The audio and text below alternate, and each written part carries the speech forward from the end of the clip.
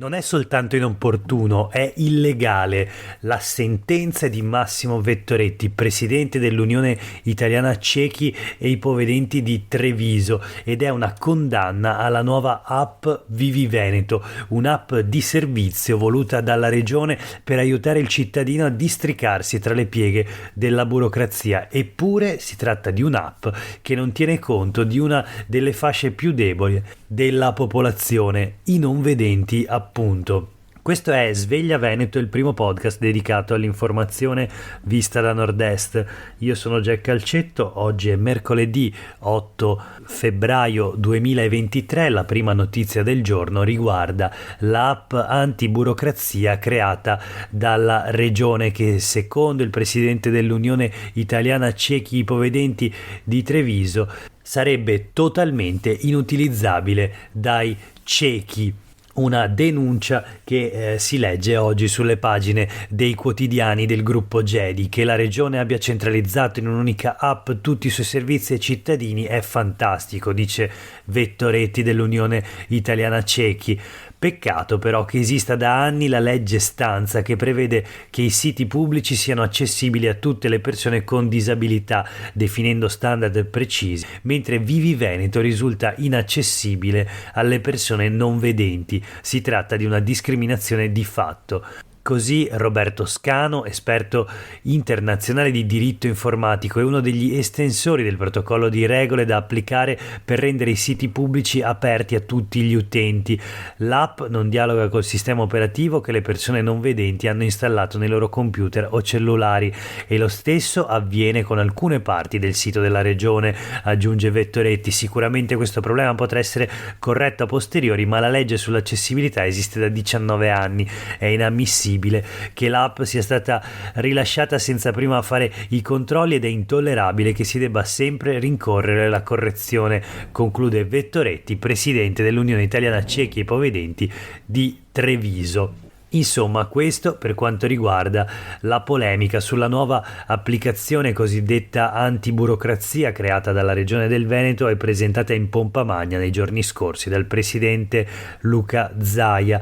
Noi, come sempre, proseguiamo nella nostra rassegna stampa e parliamo ora della politica regionale.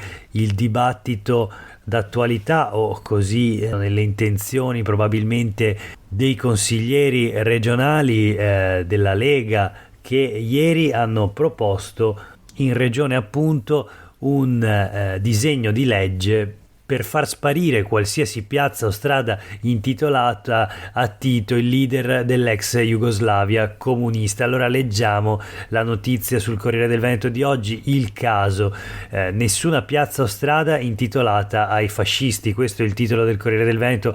Ora capiremo perché. Sì della Lega, ma Fratelli d'Italia si astiene. Si tratta di un emendamento del Partito Democratico che è stato approvato ed ha creato però scompiglio in regione. L'emendamento appunto interveniva in un progetto di legge statale, quindi un progetto di legge che il Consiglio regionale ieri ha approvato, ma che andrà trasmesso al Parlamento perché la materia appunto di competenza statale. Obiettivo del consigliere leghista Alberto Villanova, primo firmatario, era appunto quello di far sparire qualsiasi piazza o strada intitolata al leader dell'ex Jugoslavia comunista Tito. Nel mirino anche le onorificenze come la medaglia d'oro che gli fu conferita nel secolo scorso e che, essendo l'ex presidente morto, non può più essere revocata.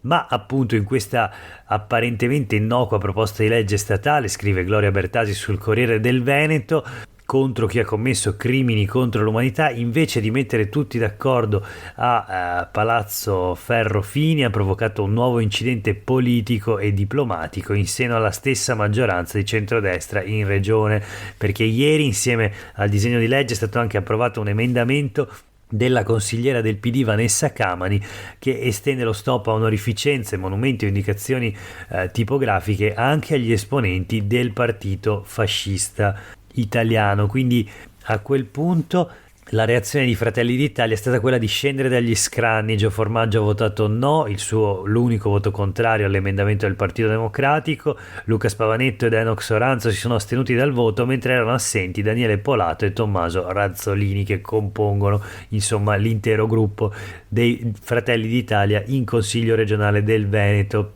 Altri assenti tra le fila della Lega, tra cui il presidente del Consiglio regionale, il leghista Roberto Ciambetti. Naturalmente assente come sempre anche il presidente Luca Zaia, mentre gli altri 41 consiglieri hanno votato compatti il via libera all'emendamento. Fratelli d'Italia, per spiegare la sua contrarietà, ha dichiarato di essere che quella dei consiglieri del gruppo meloniano è stata una presa di posizione contro la cancel culture, vogliono far sparire D'Annunzio, Balbo e Gentile, questa appunto è cancel culture.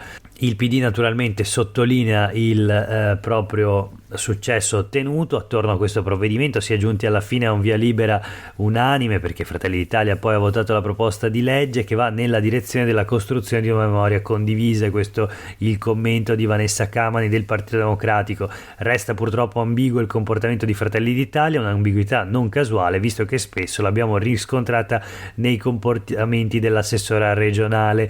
Il riferimento alla circolare inviata alle scuole il 26 gennaio da Elena Donazzan, assessora all'istruzione, per commemorare la giornata degli alpini nel giorno della battaglia di Nicolaiesca, scatenando polemiche e richieste di dimissioni per i toni della lettera in cui gli alpini eroi furono purtroppo, come ha scritto Donazzan, accerchiati dai sovietici.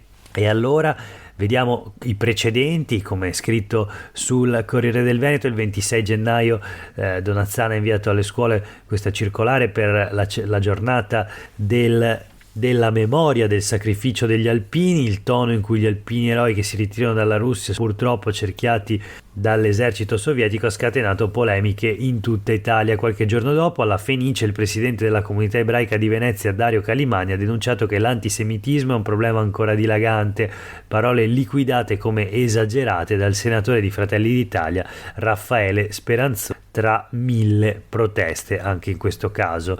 La notizia comunque del progetto di legge per vietare di intitolare le strade al presidente dell'ex Jugoslavia Tito, e ora dopo l'emendamento del Partito Democratico anche a tutti gli esponenti del fascismo, è anche sulle pagine del Gazzettino di oggi. Le norme sulla toponomastica, da Tito ad Annunzio, il Consiglio regionale si spacca sulla storia, Veneto sì unanime alla proposta di togliere il dittatore comunista slavo, così naturalmente Tito la Gran Croce, la onorificenza, la massima onorificenza italiana che appunto lo Stato italiano ha attribuito a Tito. Poi polemiche e accuse sulla legge che vieta di intitolare vie a tutti gli esponenti del fascismo, con la polemica di Fratelli d'Italia che dice provocatoriamente: dovremmo eliminare dalle piazze i nomi del grande poeta D'Annunzio, quelli di Diaz, Cadorna e Balbo. E c'è il parere in un'intervista a Massimo Cacciari su tutta questa vicenda, su tutto questo dibattito politico scaturito dal progetto di legge Villanova, del leghista Villanova, capogruppo di Legalista Zaia in Consiglio regionale. Cosa dice Cacciari? Leggiamo semplicemente il titolo, un virgolettato: che stupidità galattiche, non hanno altro da fare? Il maresciallo Tito ha fermato da solo i nazisti nei Balcani e il Vate è stato un grandissimo, lasciamoli stare. Il commento di Massimo Cacciari, filosofo, già sindaco di Venezia e consigliere regionale peraltro. Voltiamo pagina, ancora cronaca dalla regione, dal Consiglio regionale, dove ieri sono state discusse due mozioni di colore politico diverso, una della Lega, l'altra del Movimento 5 Stelle, ma entrambe sulla questione del ticket d'accesso, la tassa d'ingresso a Venezia. Allora, respinta la proposta del Movimento 5 Stelle di Erika Baldin di un referendum tra cittadini e categorie. La mozione del Movimento 5 Stelle chiedeva una forte presa di posizione della regione rispetto al regolamento già approvato ma poi congelato dalla giunta Brugnaro, approvata invece la risoluzione del consigliere regionale leghista Micheletto, che si limitava a chiedere semplicemente che i veneti non debbano in ogni caso pagare la tassa d'ingresso a Venezia. Fuori microfono l'assessore Caner, che dice all'opposizione: siete duri di comprendonio. La notizia sul Gazzettino di oggi: ticket d'accesso, la Lega a Brugnaro, era una cialtronata. Sì, perché forse la notizia più incredibile dal dibattito di ieri è proprio quella venuta in aula del Consiglio regionale con la Lega che ha attaccato Brugnaro definendo una cialtronata il regolamento attualmente sospeso per la tassa d'ingresso a Venezia. Chiudiamo la rassegna stampa di oggi con due notizie flash. La prima, sempre sul Gazzettino: il sondaggio di Demos, osservatorio sul nord-est. Si parla di economia delle strategie per risparmiare. 1 su 2 consuma meno. Sotto l'incalzare dei problemi economici, il 54% dei nordestini riduce i costi di elettricità, riscaldamento e carburante. Si esce di meno e si punta sui saldi. Insomma, un sondaggio che spiega come la crisi ha cambiato e sta cambiando il nord-est, portando tanti cittadini a rinunciare ad acquisti importanti già decisi come auto, casa, arredamenti elettrodomestici, ma anche alle uscite con amici e parenti, e ad adottare soluzioni o comportamenti per risparmiare sul consumo di elettricità, riscaldamento e benzina. Infine, sul Corriere del Veneto di oggi, una notizia sul terremoto tra Turchia e Siria, un terremoto devastante. Ebbene, c'è anche un veneto disperso tra le macerie. Si chiama Angelo Zen, è un tecnico sessantenne residente a Martellago nel Veneziano, che risulta disperso in seguito al terremoto che ha devastato l'Anatolia. Si trovava per motivi di lavoro a Kahramanmaraş, nel sud della Turchia. L'hotel dove alloggiava è ridotto a un cumulo di macerie. Il luogo è proprio uno dei due epicentri del devastante terremoto. La famiglia chiede tranquillità e riserbo. La speranza naturalmente è che arrivino notizie quanto prima possibile. Per oggi è davvero tutto, grazie per aver ascoltato questa puntata di Sveglia Veneto. A tutte e tutti voi una buona giornata.